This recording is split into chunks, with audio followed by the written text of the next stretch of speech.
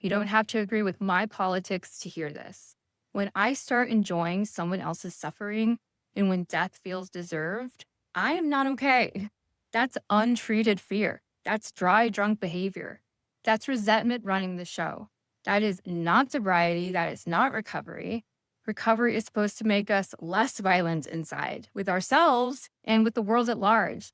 And if it hasn't, then we missed something.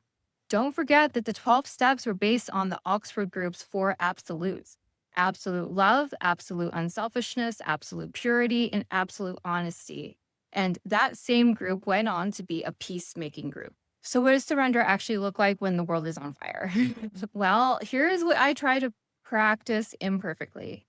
So, first, I really need to pause before I comment, before I post, before I record, before I say that I might want to take back or make amends for later. So, I ask myself one question: is this in alignment with God's will? And if the answer is no, then it's no. I just stop. I don't try to intellectualize it. That's it. Second, I say a very unsexy prayer: God, please remove my fear.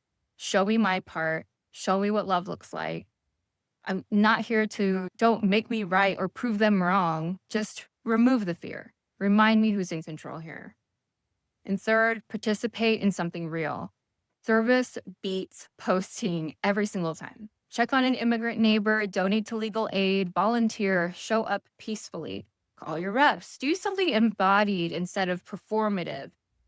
And then one last thing, especially if you're in recovery, and this is really truly coming from a place of concern, if your comment history and your reshares and stories and everything is just full of contempt, maybe that's a resentment that you've been feeding and it needs to be brought to inventory. It needs to be, bring in the step work, bring it to God. Surrender doesn't mean silence. It just means that I refuse to become the thing I claim to be against.